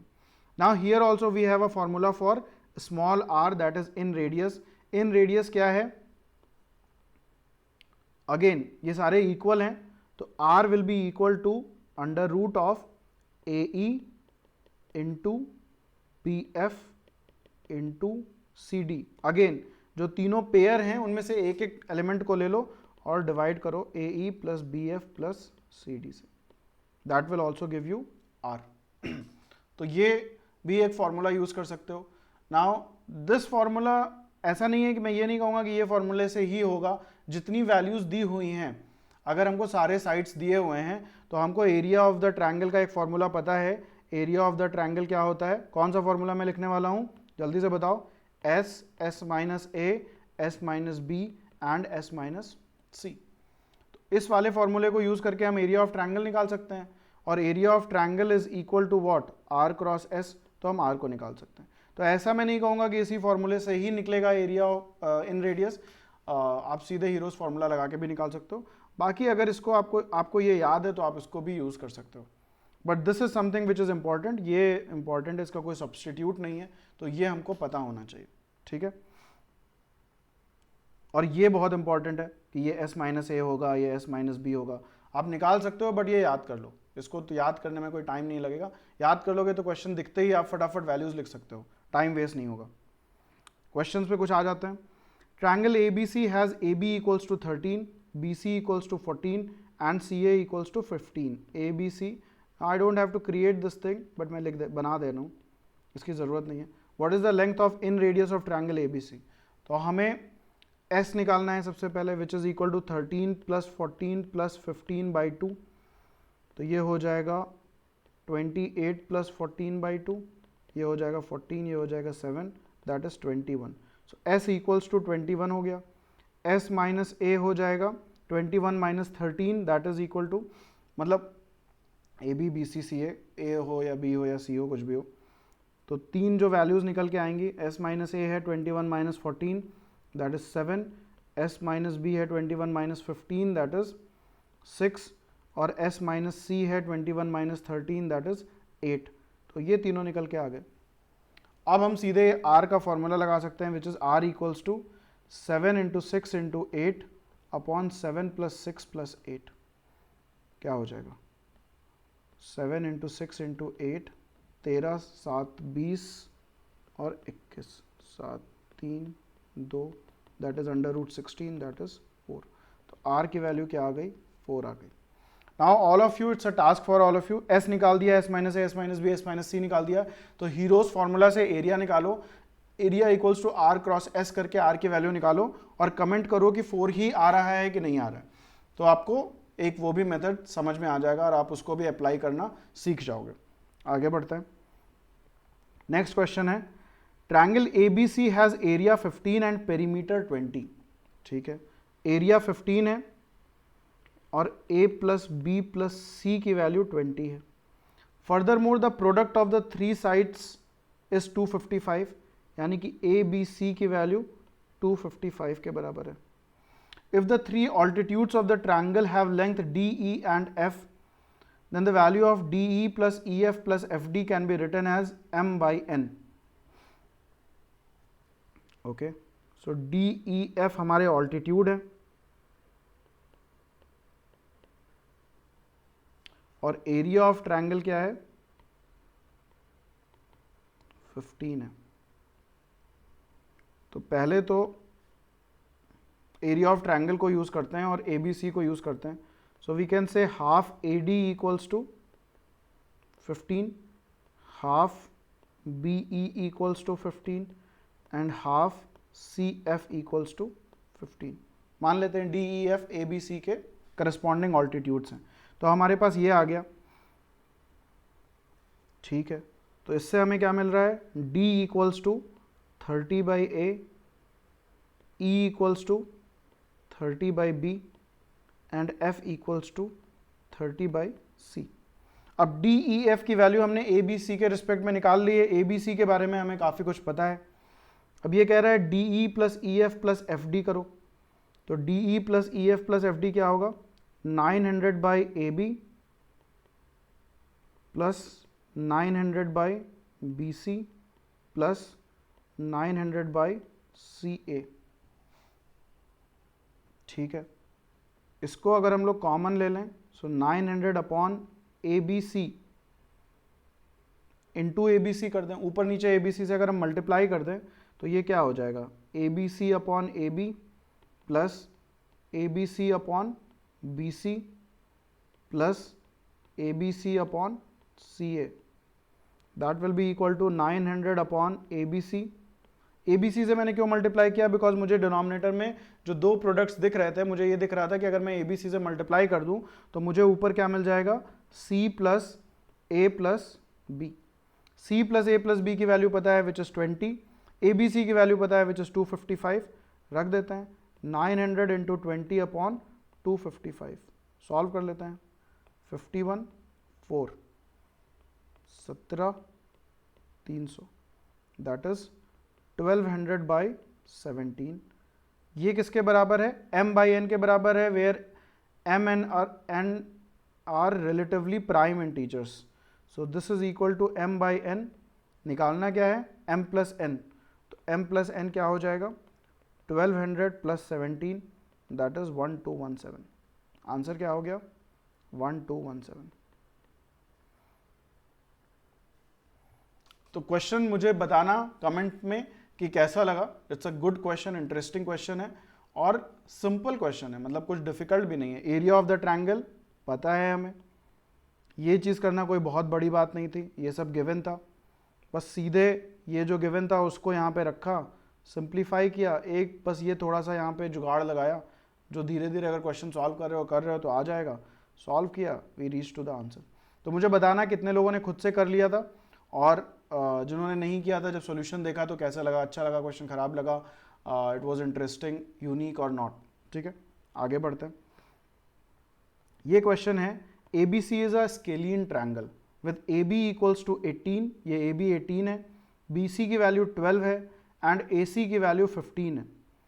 BD and CE are the angle bisectors, BD and CE are the angle bisectors with D and E lying on AC, D and E lying on AC and AB. If P is the intersection of the angle bisectors, find the ratio of CP is to PE. अब angle bisector में जो एक बहुत अच्छी चीज़ होती है, वो जो समझने वाली है, वो ये है कि ये जो CE है, ये ट्रायंगल ABC के लिए भी एंगल बाइसेक्टर है और ट्रायंगल BDC के लिए भी एंगल बाइसेक्टर है। तो ये लाइन कितने भी ट्रायंगल में बना दूं, अगर मान लो मैं एक ट्रायंगल और कर दूं, 2 कर दूं, 3 कर दूं, तो इन सबके लिए ये लाइन जो है एंगल बाइसेक्टर का काम करेगी। तो इसमें हम एंगल बाइसेक्टर की प्रॉपर्टीज लगा सकते हैं, right. So if I focus on, पहले ट्रायंगल ABC में देखते हैं, तो BC upon AB will be equal to CD upon DA is equal to 12 upon 18, that is 2/3। AC की वैल्यू 15 है, 2 + 3 5 होता है, तो 15/5 क्या हो गया? 3 हो गया। तो CD की वैल्यू 6 हो गई और DA की वैल्यू 9 हो गई। ठीक है, अब आगे बढ़ते हैं। अब अगर मैं ट्रायंगल BCA में लगाऊं, बिकॉज CE भी हमारा एंगल बाइसेक्टर है, तो AC upon CB is equal to AE upon BE is equal to 15 upon 12, 3 4 जो 12, 3 5 जो 15, 5 + 4 9 होता है, 18 डिवाइडेड बाई 9 गिव्स अस 2, यानी कि AE की वैल्यू हो जाएगी 5 × 2 10 और BE की वैल्यू हो जाएगी 4 × 2 8। अब देखो काफ़ी कुछ हम लोगों ने स्प्लिट कर दिया है, काफ़ी कुछ हमने निकाल लिया है। अगर अब मैं ट्रायंगल BCE पे फोकस करूं,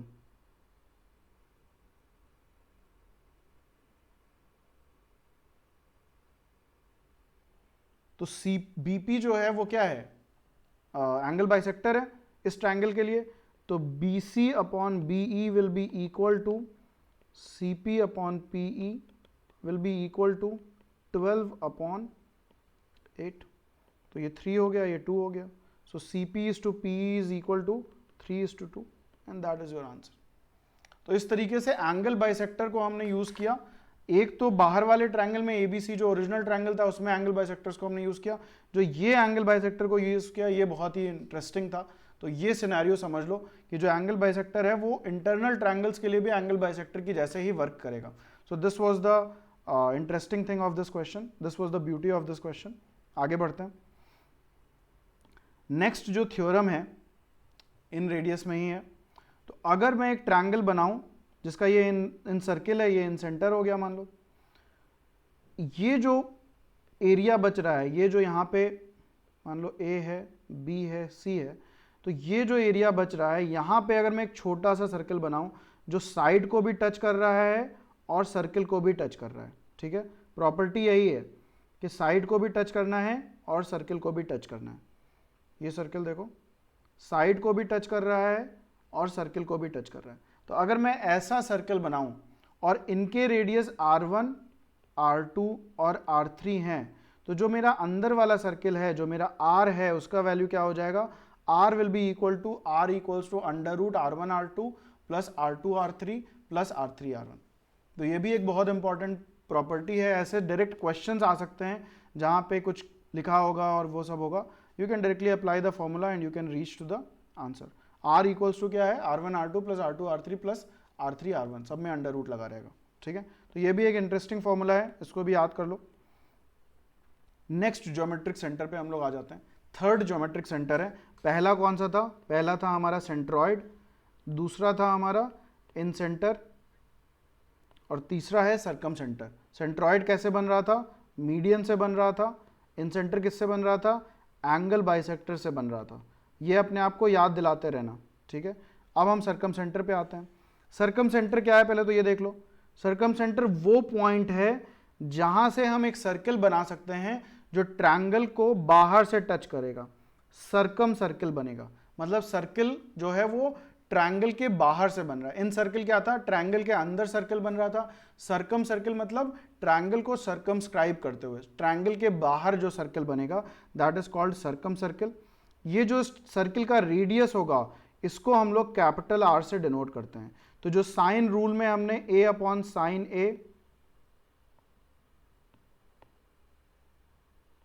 A अपॉन साइन A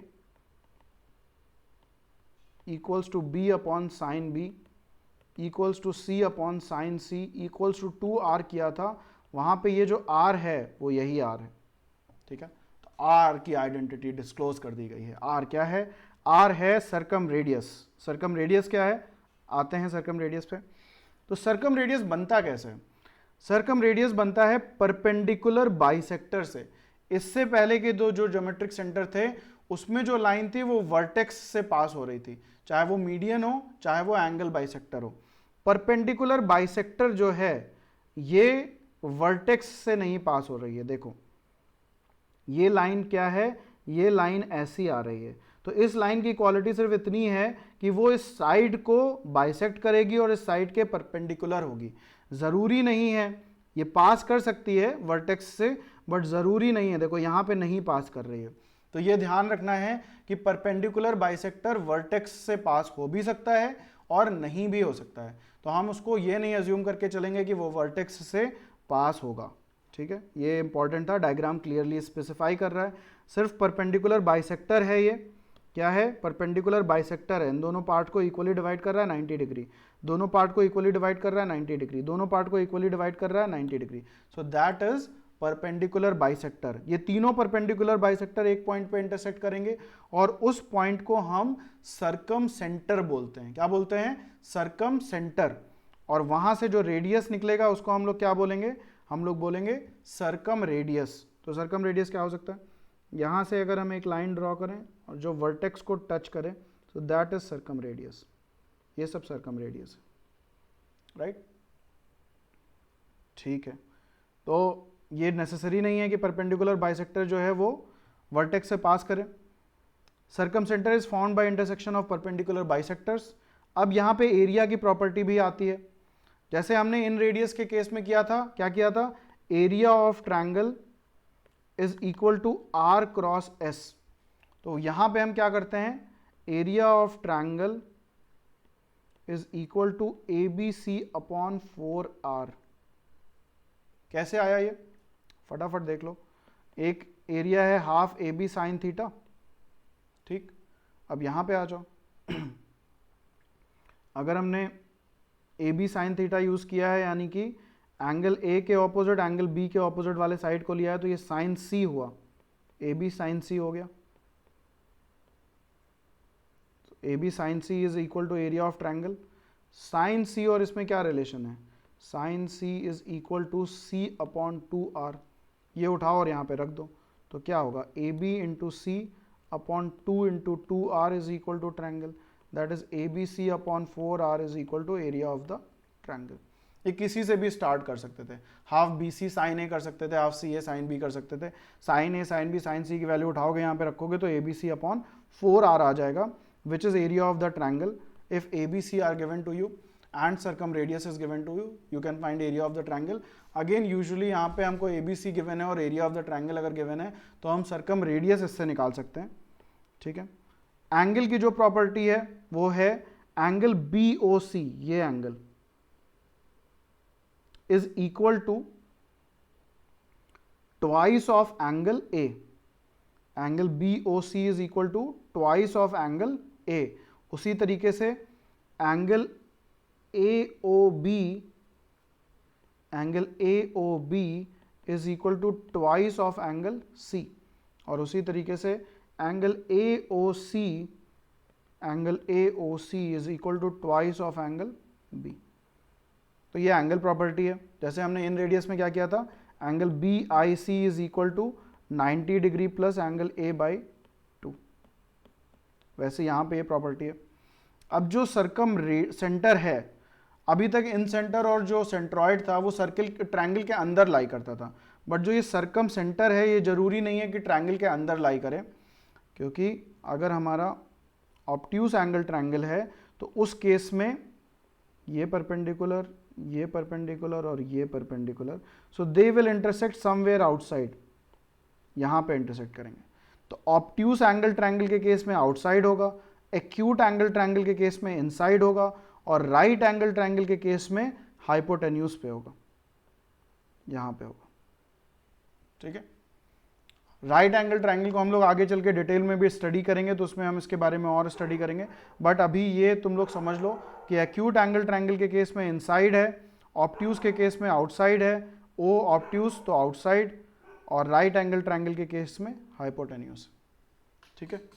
तो एक्यूट और ऑब्ट्यूस में कंफ्यूजन हो सकता है, तो याद कर लो, ओ ऑब्ट्यूस है तो आउटसाइड हो गया, एक्यूट है तो बचा क्या, इनसाइड, तो इनसाइड हो गया, और हाइपोटेन्यूज तो राइट एंगल ट्रायंगल में होता है, तो राइट एंगल ट्रायंगल में कहाँ पे हो गया, हाइपोटेन्यूज पे हो गया। सो this is my circum centre. आगे बढ़ते हैं।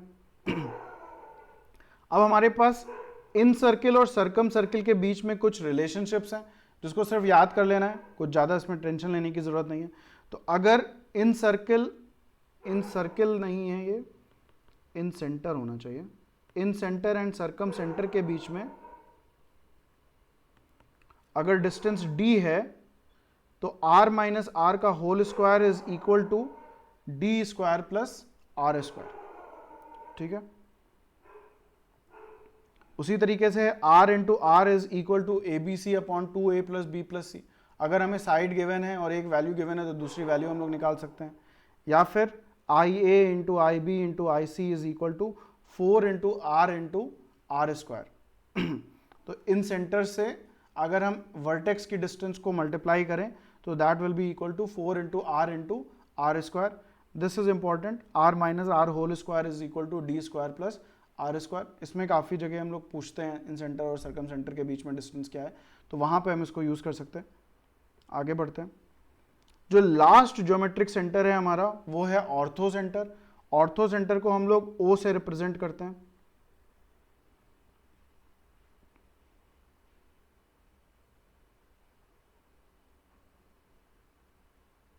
सॉरी, ऑर्थो सेंटर को हम लोग एच से रिप्रेजेंट करते हैं। सर्कम सेंटर को हम लोग ओ से रिप्रेजेंट करते हैं। इन सेंटर को हम लोग, कहाँ चला गया इन सेंटर, इन सेंटर को हम लोग आई से रिप्रेजेंट करते हैं, और सेंट्रॉइड को हम लोग जी से रिप्रेजेंट करते हैं।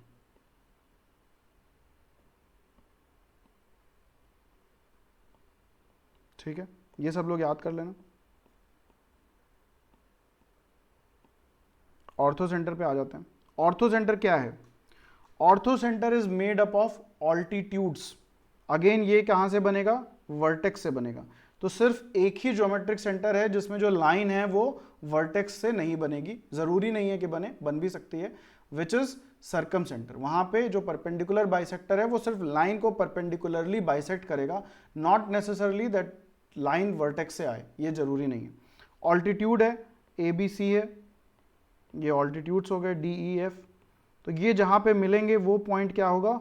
ऑर्थो सेंटर होगा। यहाँ पे इसको हम एच बोलते हैं।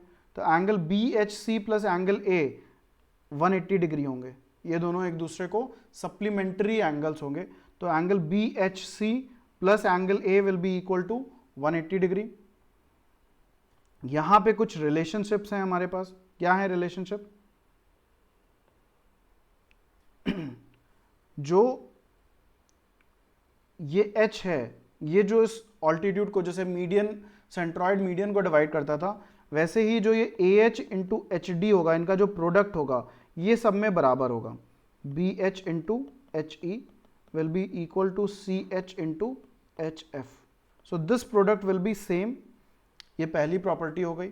और दूसरी प्रॉपर्टी है, अगर मैं इस ऑल्टीट्यूड की बात करूं और इस साइड की बात करूं, ठीक है, तो इस वर्टेक्स से यहां तक जो ऑल्टीट्यूड गिर रहा है that is A D into जो दूसरा पॉइंट है उससे जो डिस्टेंस है that is H D is equal to B D into C D. यहां से डी तक और यहां से डी तक, तो सब एंड डी पे करेंगे। तो जितने पॉइंट हैं, बाकी कितने पॉइंट हैं, ए एच बी और सी, तो A D into H D is equal to B D into C D. उसी तरीके से इस लाइन को अगर देखो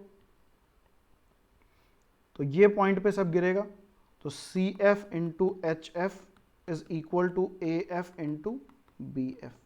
उसी तरीके से अगर मैं यहाँ पे देखूँ तो सब ई पे आएगा, so B E into H E is equal to A E into C E. इसको भी हम काफ़ी जगह पे यूज़ कर सकते हैं, अगर कोई क्वेश्चन ऐसा आ रहा है तो वहाँ पे हम यूज़ कर सकते हैं। So this is in ortho centre. कुछ क्वेश्चन हैं, कर लेते हैं। पहला क्वेश्चन है, in a triangle A B C A B equals to 12 centimetre. बना लेते हैं। ट्रायंगल ए बी सी बना लिया हमने। A B equals to 12, B C equals to 4√3 and measure of angle A C B equals to 60 degree. ये 60 degree है। Then find the ratio of circumradius to inradius of the given triangle. तो हमें क्या बताना है, r upon r बताना है। तो अब निकाल लेते हैं। कैसे निकालेंगे? So we can calculate this side AC, या फिर अगर हम यहां पे एक परपेंडिकुलर ड्रॉप कर दें, ठीक है, ये मान लेते हैं D है, तो sine theta cos theta tan theta को अगर यूज़ करो, तो साइन थीटा क्या होता है, opposite side upon hypotenuse. Cos theta क्या होता है, opposite side upon adjacent side. तो अगर हम साइन 60 डिग्री लिखें तो साइन 60 डिग्री होगा B D upon 4√3। Sine 60 degree क्या होता है, √3/2 is equal to B D upon 4√3। तो बी डी की वैल्यू क्या हो गई, B D equals to 2 into √3 into √3 that is 6। तो ये हो गया हमारा 6। इसको हमने मान लो b मान लिया, ये पूरी डिस्टेंस को। तो half into 6 into B is equal to 12 into 4√3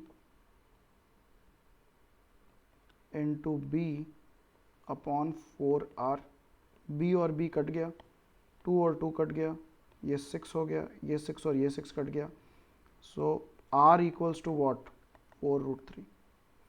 यहाँ पे मुझे ये बी डी निकालने की भी ज़रूरत नहीं थी, माई मिस्टेक। हम क्या कर सकते थे, हम कर सकते थे half into B into 4√3 sine 60।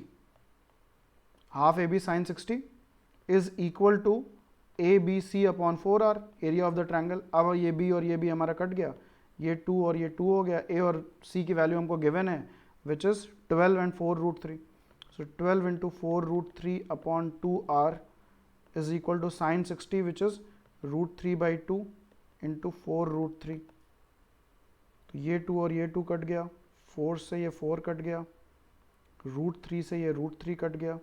So r equals to 12/√3 that is √3/√3। ये और ये कट जाएगा, 4 हो जाएगा, that is 4√3। तो r की वैल्यू तो हमने निकाल ली 4√3। इस तरीके से भी निकाल सकते थे, वैसे this one is faster because हमको बी डी निकालने की ज़रूरत नहीं है। तो ये हो गया 4√3। अब स्मॉल r निकालना है। स्मॉल r क्या होगा, स्मॉल आर है R cross S is equal to area of the triangle. तो अब उसके लिए तो हमको बी की जरूरत पड़ेगी ही पड़ेगी, बिकॉज हमको semi perimeter A plus B plus C निकालना है। So let's calculate this B. तो cos 60 डिग्री पे निकाल लेते हैं, या फिर हम राइट एंगल ट्रायंगल से भी निकाल सकते हैं, कैसे भी निकालना चाहो कर सकते हो। cos 60 से निकाल लेता हूँ। cos 60 क्या होगा? cos 60 degree will be equal to 16 into 3 plus B square minus 144 upon 2 into 4√3 into B. cos 60 degree की वैल्यू क्या होती है? इसको सबको हटा देते हैं। cos 60 क्या होगा? छोटे से बड़ा हो रहा है, सॉरी बड़े से छोटा हो रहा है, तो cos 60 डिग्री हो जाएगा 1/2। तो ये 2 और ये 2 कट गया, तो ये हो गया 48 minus 144 plus B square is equal to 4√3b। ये हो गया 6 13 4 9।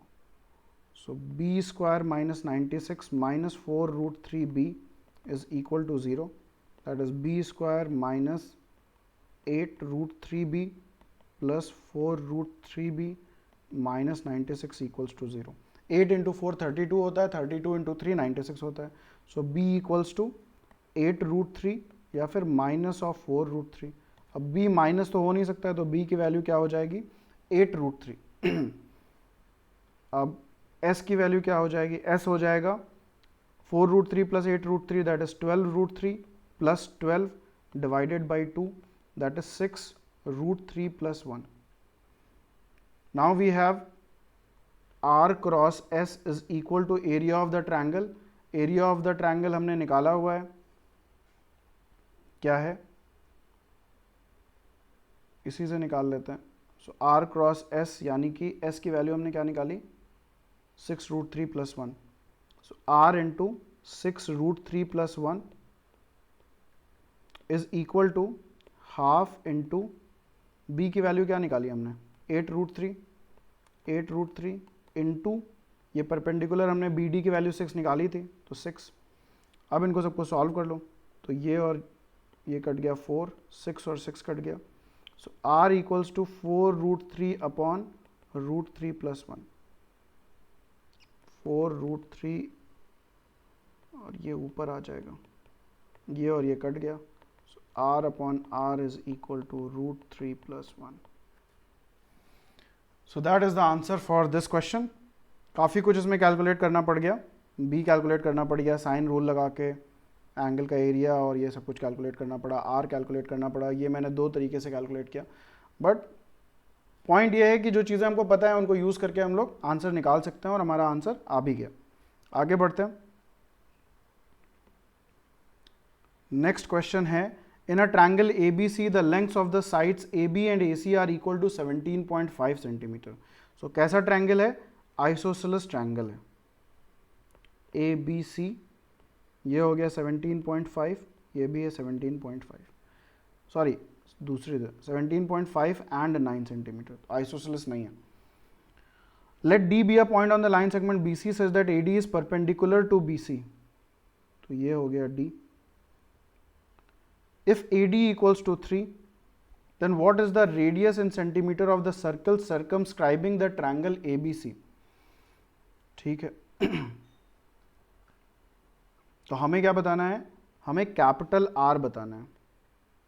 कैपिटल R निकालने के हमारे पास क्या तरीके हैं? ABC अपॉन 4R करके निकाल सकते हैं। उसमें A पता है, B पता है, हमको C निकालना है और 4R निकालना है। तो मान लो ये C है, तो एरिया ऑफ द ट्रायंगल क्या हो जाएगा? Half into 3 into C, this will be equal to ABC, यानी कि 17.5 into 9 into C upon 4R। C और सी कट गया, 2 और ये 2 कट गया। ये इसलिए इंपॉर्टेंट है क्वेश्चन, इसलिए बहुत इंपॉर्टेंट है क्वेश्चन कि तुरंत कूद नहीं पड़ना है कि तुरंत कॉस रूल लगाया या क्या लगाया या राइट एंगल ट्रायंगल लगाया और पहले BD निकाला फिर CD निकाला फिर जोड़ा और ये सब कुछ किया, बिकॉज अल्टीमेटली तो वो कट जाना है, तो क्यों ये टाइम वेस्ट करना। इसलिए ये बहुत इंपॉर्टेंट है, यही मैंने पिछले क्वेश्चन में भी किया था। अब क्या है, ये 3 और ये 3 हो गया, तो r की वैल्यू क्या हो गई, r इज इक्वल टू 3 5 जो 15, 1 गोज इज कैरी, 21 और 22, 2 गया carry, 3 Ekam 3 2 5, 52.5 by 2 that is 2 2 जा 4, 2 6 जा 12, 2 2 जा 4, 2 5 जा 10, 26.25 दैट इज ऑप्शन नंबर ई। तो कितनी आसानी से हो गया, इतना बड़ा क्वेश्चन था, इतनी बड़ी टेक्स्ट था, ऑप्शंस थे, ये सब कुछ था। अगर हम सी निकालने लगते तो हम बहुत टाइम वेस्ट करते हैं, बट अगर हम सी नहीं निकालेंगे विच इज ओके, बिकॉज सी को तो कट जाना है, तो निकालने की जरूरत क्या है। So half base into height is equal to A B C upon 4 और सॉल्व करो, आंसर आ जाएगा which is 26.25। So that's it for this session. I hope कि सबने एंजॉय किया होगा। ज्योमेट्रिक सेंटर्स बहुत इंपॉर्टेंट है। अभी ज्योमेट्रिक सेंटर्स और स्पेशल ट्रायंगल्स की नेक्स्ट क्लास करूंगा, नेक्स्ट वीडियो बनाऊंगा जिसमें मैं ट्रायंगल्स के बारे में और डिटेल में डिस्कस करूंगा, like equilateral triangle, right angle triangle, isosceles triangle और इन सब चीज़ों के बारे में। So stay tune. सब्सक्राइब कर ही लिया होगा सबने, शेयर कर दिया होगा अपने सारे दोस्तों के साथ। ये जो रेवोल्यूशन है ये सिर्फ और सिर्फ स्टूडेंट्स के लिए है और स्टूडेंट्स के साथ है। अगर स्टूडेंट सपोर्ट करेंगे तभी हम इसको एक बहुत बड़ा मूवमेंट बना सकते हैं, और हम इसको बनाएंगे। It is possible only via students. I'll come up with lot of courses, I'll come up with lot of videos, good videos, content which is actually created for you, जिसमें मेहनत करी गई है। फ्री का मतलब टाइम पास नहीं है, free का मतलब ये नहीं है कि मैं कुछ भी रैंडम करके 2 घंटे आपके वेस्ट करूं। अगर आप इन वीडियोस को देखोगे, आप स्लाइड्स को देखोगे, आप कंटेंट को देखोगे, तो आपको लगेगा कि इसमें काफ़ी मेहनत करी गई है। एक स्लाइड को बनाने में 3-3 4-4 दिन लग रहा है। पता नहीं कहाँ से सोर्सेज से हम लोग रीड कर रहे हैं, डेटा देख रहे हैं, वैल्यूज़ देख रहे हैं, चीज़ें देख रहे हैं, फॉर्मूलेज, थ्योरीज, शॉर्टकट्स, ट्रिक्स, सब कुछ देख रहे हैं। तो आप लोगों के पास एक समराइज्ड मैनर में एक जगह पे वन स्टॉप सोल्यूशन मिल जाए। तो if you are preparing for any aptitude exam, this is the channel which you are looking for. So subscribe to it, share it with all your friends, and keep asking, keep sharing, keep learning, enjoy your day.